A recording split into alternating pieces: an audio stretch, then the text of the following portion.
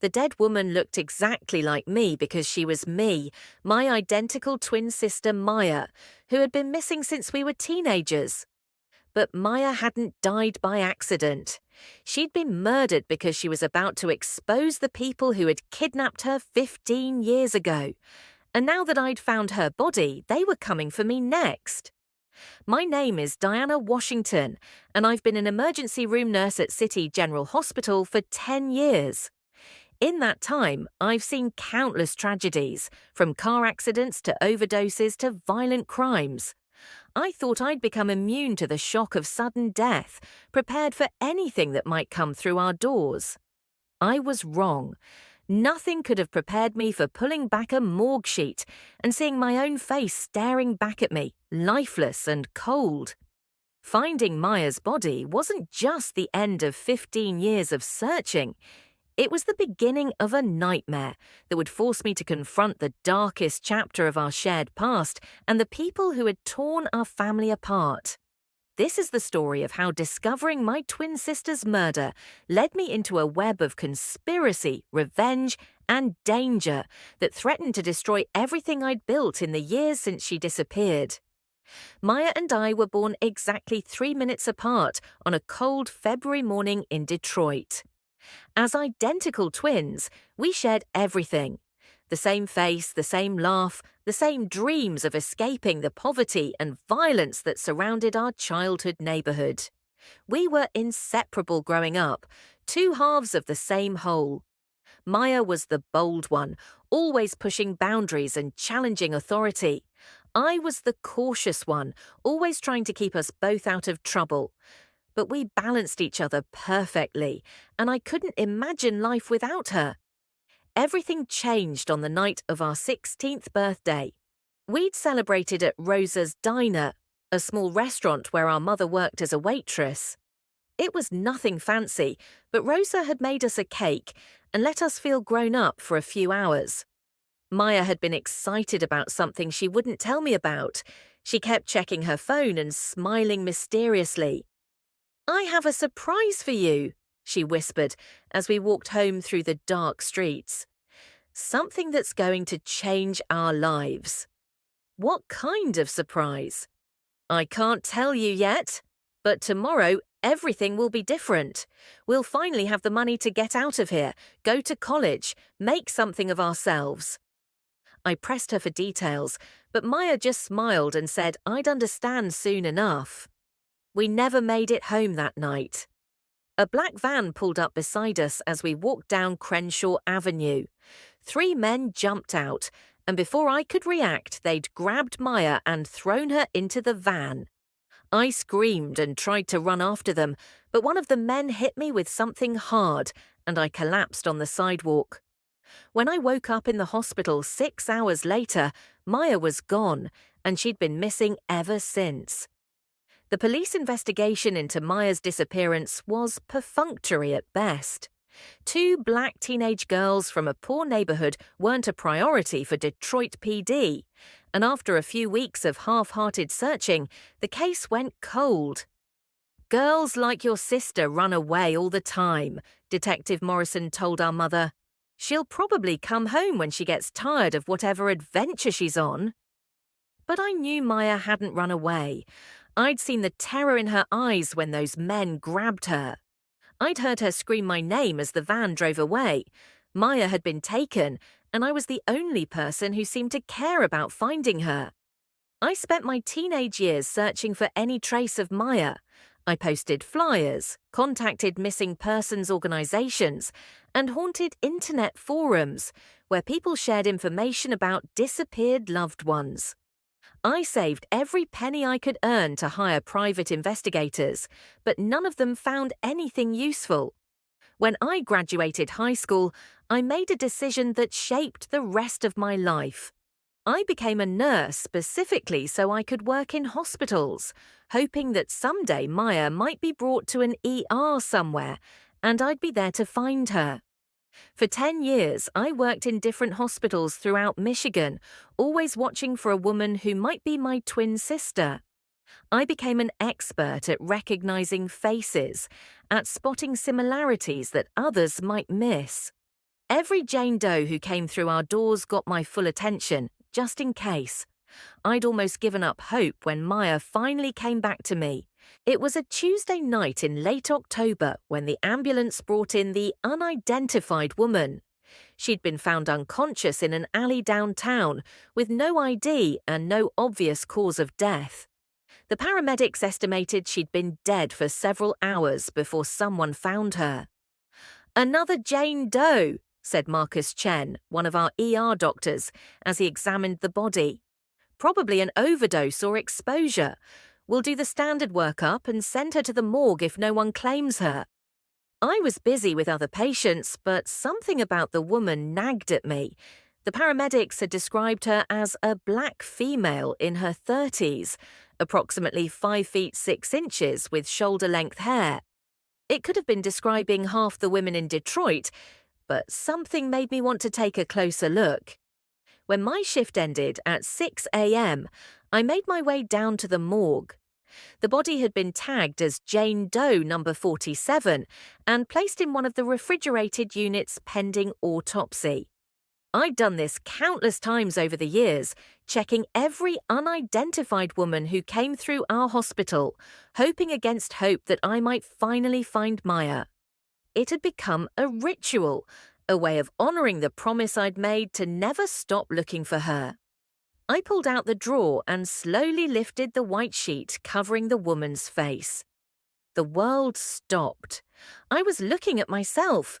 The same face, the same features, even the same small scar above the left eyebrow that Maya had gotten when we were 8 years old. After 15 years of searching, I'd found my twin sister. But I was too late. Maya was dead. I stood in that morgue for what felt like hours, staring at Maya's face and trying to process the impossible mix of relief and devastation I felt. I'd found her, but not the way I'd dreamed of for 15 years. Maya looked older than her 31 years, with lines around her eyes and a thinness that suggested she'd lived a hard life. But she was still beautiful, still unmistakably my other half. I called the police to report that Jane Doe, number 47, had been identified, but I didn't tell them how I knew her identity. I needed time to understand what had happened to Maya before involving authorities who had failed us once before. The preliminary autopsy report showed no obvious cause of death, no drugs in her system, no signs of violence, no indication of what had killed her. Maya appeared to have simply stopped living, which made no medical sense for a 31-year-old woman. I convinced Dr. Chen to let me examine Maya's personal effects, claiming I thought I might recognize her from previous hospital visits. What I found were clues that Maya had left specifically for me to discover. In Maya's jacket pocket was a small piece of paper with my hospital's address written in her handwriting. She hadn't ended up at City General by coincidence. She'd come here deliberately, knowing I worked there. More disturbing was what I found sewn into the lining of her jacket, a USB drive and a note that simply said, "For Diana, they're still hunting us. Trust no one." I waited until I was safely at home before examining the USB drive Maya had hidden in her jacket. What I found on it was a detailed record of the 15 years since her disappearance and an explanation of why she'd been taken that night. Maya's first file was a video message addressed to me. "Diana, if you're watching this, then I'm probably dead and you found my body. I'm sorry I couldn't come home, but they would have killed you too. I need you to know what happened to us and why they took me." Maya's story was more horrifying than I'd imagined. She hadn't been randomly kidnapped. She'd been specifically targeted because of something our mother had discovered at her job. Our mother, Rosa Washington, had worked as a cleaning lady at Pinnacle Industries, a chemical manufacturing company. One night, she'd accidentally witnessed company executives dumping toxic waste into the Detroit River, poisoning the water supply for thousands of residents. Rosa had tried to report what she'd seen, but before she could contact authorities, someone at Pinnacle learned about her discovery. They decided to eliminate the threat by kidnapping Maya and using her as leverage to keep Rosa quiet. They told Mom that if she ever spoke about what she saw, they'd kill me, Maya explained in the video. And if she tried to find me or report me missing, they'd take you too. So she stayed quiet, and I became their prisoner. Maya's files documented 15 years of being held by Pinnacle Industries' private security team, moving between different locations and being used as leverage whenever Rosa showed signs of becoming a threat. Maya had been kept alive but isolated, never allowed to contact family or friends. Her captors had convinced her that Rosa had agreed to the arrangement and that attempting to escape would result in my death. I tried to escape 3 times in the first 5 years, Maya wrote in one file. Each time they showed me photographs of you at school, at work, walking home alone. They made it clear that my freedom wasn't worth your life. But Maya had never stopped planning. Over the years, she'd gathered evidence of Pinnacle Industries' crimes, documented the identities of her captors, and prepared for the day when she might be able to expose them without endangering me. That day had come 2 weeks before her death, when Maya learned that Rosa was dying of cancer caused by exposure to Pinnacle's chemicals. Mum is going to die anyway because of what they did, Maya wrote. I can't let her death be meaningless. I have enough evidence to bring down Pinnacle Industries and everyone who was involved in kidnapping me. But they know I'm planning to escape, and they're going to kill me before I can get this information to authorities. Maya's final plan had been to fake her own death, escape from her captors, and bring the evidence to me at the hospital where I worked. But something had gone wrong. The deeper I dug into Maya's files, the more I understood the scope of the conspiracy that had destroyed our family. Pinnacle Industries wasn't just a chemical company, it was a criminal organization that used kidnapping, murder, and intimidation to protect its illegal operations. Maya's evidence included video footage of toxic waste being dumped into the Detroit River financial records showing bribes paid to city officials. Documentation of at least 12 other people who had been kidnapped or murdered to protect Pinnacle's secrets. Names and photographs of everyone involved in the conspiracy, including police officers, judges, and city council members. Most shocking was the revelation that Detective Morrison, the officer who had dismissed Maya's disappearance, was on Pinnacle's payroll.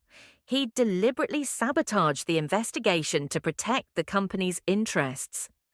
Maya had also discovered that Rosa's cancer wasn't the only health impact of Pinnacle's toxic dumping. Hundreds of residents in our old neighborhood had developed cancers, birth defects, and other illnesses caused by contaminated water. The company had covered up the health crisis for decades, but Maya's plan to expose Pinnacle had been discovered. Her final video message, recorded just days before her death, was a warning. They know I have the evidence, and they know I'm planning to escape. I don't think I'm going to make it out alive, but I had to try. Diana, if something happens to me, take this evidence to Agent Sarah Martinez at the FBI. She's the only law enforcement officer I've found who isn't on Pinnacle's payroll. And be careful, now that they know you exist, they'll be coming for you too. Maya's warning proved prophetic. Within 48 hours of finding her body, I began noticing signs that I was being watched.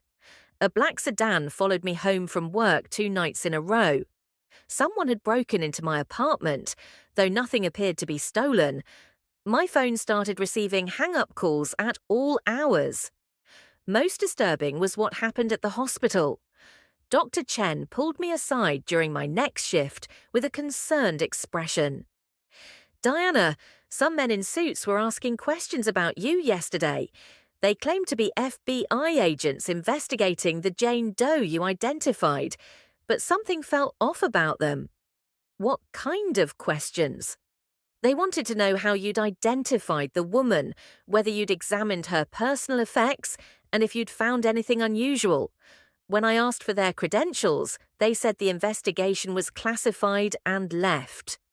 I realised that Pinnacle's people were closing in. They knew I'd found Maya's body and suspected I had access to her evidence. I had to act quickly before they decided to eliminate me, the same way they'd eliminated her. Following Maya's instructions, I contacted FBI agent Sarah Martinez and arranged to meet her in a secure location. Agent Martinez confirmed that the FBI had been investigating Pinnacle Industries for years, but had struggled to find evidence that would stick in court. "Your sister's files are exactly what we need," Agent Martinez told me after reviewing Maya's evidence. "But we need to move fast. If Pinnacle knows you have this information, they'll try to stop you from testifying." The FBI implemented a protection plan for me while they prepared to arrest the Pinnacle conspirators. But before they could act, someone tried to kill me. I was leaving the hospital after my shift when a car accelerated toward me in the parking lot. I dove behind another vehicle just as the car crashed into the spot where I'd been standing. The driver backed up and tried to hit me again, but hospital security arrived and scared him off. Agent Martinez moved me to a safe house that night. And the next morning, FBI agents raided Pinnacle Industries and arrested 15 people involved in the conspiracy, including several police officers and city officials. The trials of the Pinnacle conspirators dominated news coverage for months. Maya's evidence was so comprehensive that most defendants pleaded guilty rather than face the overwhelming proof of their crimes. The executives who had ordered Maya's kidnapping received life sentences. Detective Morrison and 3 other police officers were convicted of corruption and conspiracy. The city officials who had accepted bribes to ignore Pinnacle's illegal dumping faced federal corruption charges. Most importantly, the exposure of Pinnacle's toxic dumping led to a massive cleanup effort and medical assistance for the hundreds of residents who had been poisoned by contaminated water. Maya was finally laid to rest in a proper funeral, with hundreds of community members attending to honor her sacrifice. Her evidence had not only brought her killers to justice, but had also saved countless lives by stopping Pinnacle's environmental crimes. 2 years later, I still work as a nurse at City General, but I've also become an advocate for missing persons and environmental justice. Maya's story inspired me to help other families who are searching for disappeared loved ones and fighting against corporate crimes. The Pinnacle case led to federal legislation strengthening protections for environmental whistleblowers and their families. Maya's law, as it became known, makes it a federal crime to kidnap or threaten family members to silence people who report environmental crimes. I visit Maya's grave every Tuesday, the day of the week when I found her body. I tell her about the lives that have been saved because of her courage, the families that have been reunited, and the environmental crimes that have been stopped. "You kept your promise," I tell her gravestone. "You found a way to change our lives, just like you said you would on our 16th birthday." Finding Maya's body in the hospital morgue was the most devastating moment of my life, but it was also the moment when she finally came home. Her death wasn't in vain. It exposed a conspiracy that had poisoned our community for decades and brought justice for crimes that had been hidden too long. Maya had spent 15 years as a prisoner, but in the end, she found a way to set herself free and protect the people she loved. Her final act wasn't one of despair, but of courage, hope, and love that transcended death itself. Every day at the hospital, I remember that some patients aren't just victims of accidents or illness. They're heroes who sacrificed everything to protect others. Maya taught me that sometimes the most important nursing skill isn't medical knowledge or technical competence. Sometimes it's recognizing when someone's death is actually a message and having the courage to deliver that message to the people who need to hear it. Maya's body in the morgue wasn't just my sister. It was evidence, testimony, and a final gift that saved lives and brought justice to those who thought they were above the law. She'd promised to change our lives, and 15 years later, she kept that promise in a way neither of us could have imagined.